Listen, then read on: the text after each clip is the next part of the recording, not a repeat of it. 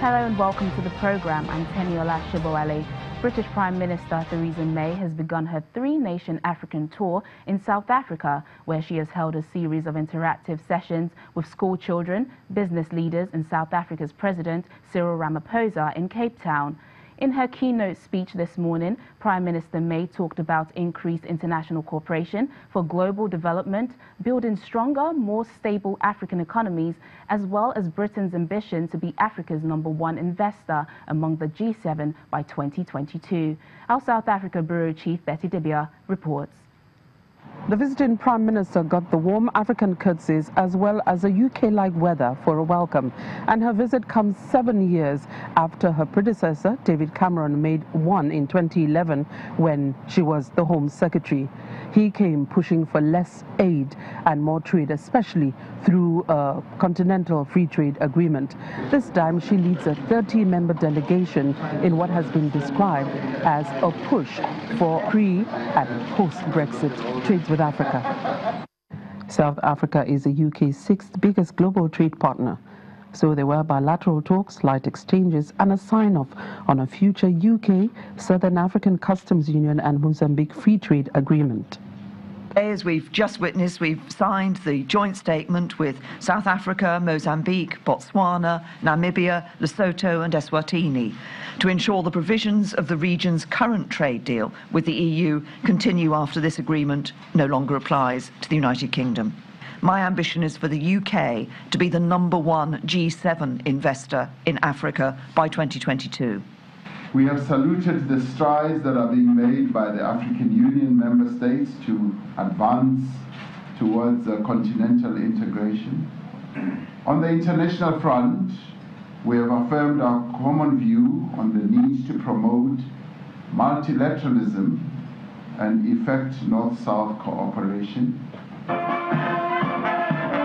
On a historic note, the UK government returned the bell of the SS Mendy, a UK chartered vessel which sank off the Isle of Wight in 1917, bearing more than 600 black South African troops headed for the First World War. British journalist Steve Humphrey received the bell from the anonymous finders last year. It's hugely emotional because obviously, I had tears in my eyes when I got hold of the bell, and I think I'll have, more tears today. Earlier today, Prime Minister May interacted with some school children, met with business leaders, and ahead of her departure to Nigeria, attends a business roundtable. Let's get more on this now from our South Africa Bureau Chief, Betty Dibia. Hello, Betty. Hi. What is the situation, what is the mood like in South Africa as the British Prime Minister visits?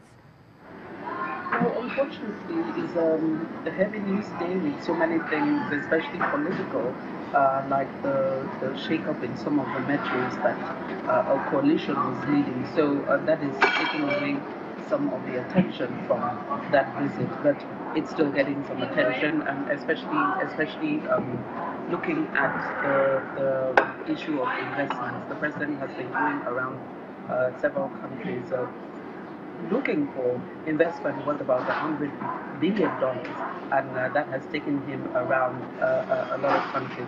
So people are hoping to, especially the private sector, interested in what is being offered and the opportunities that they could have in the UK and what they can do with the many UK companies that are here already, and the business delegation, about 30 of them that came with the Prime Minister.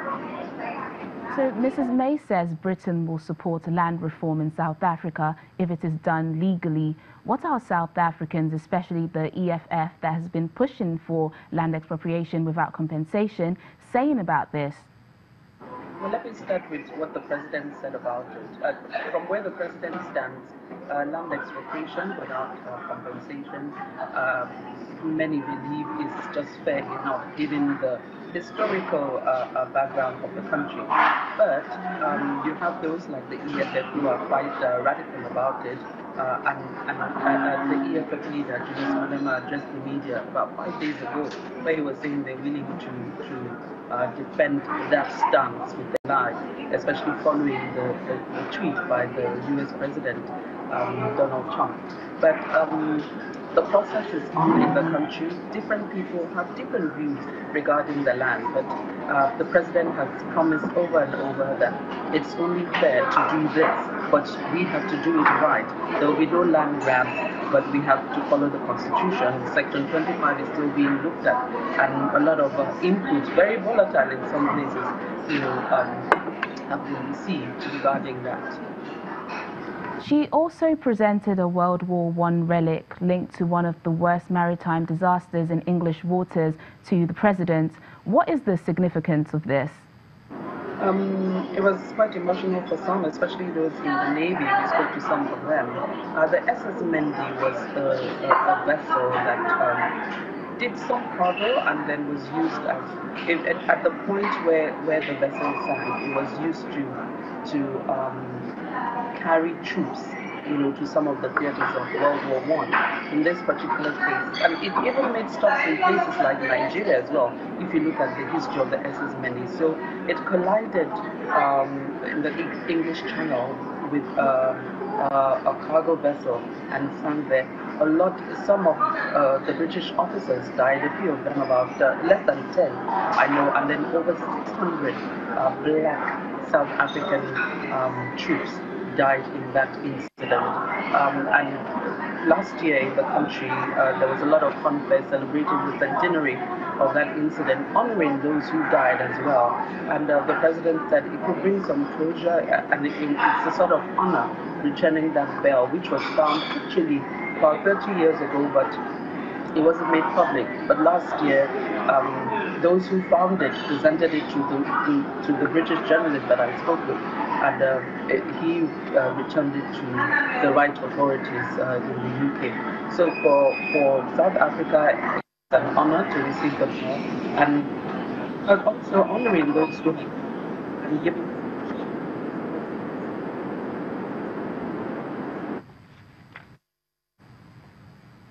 Thank you so much, Betty Dibia, our South African Bureau Chief, for joining us and keeping us updated on that.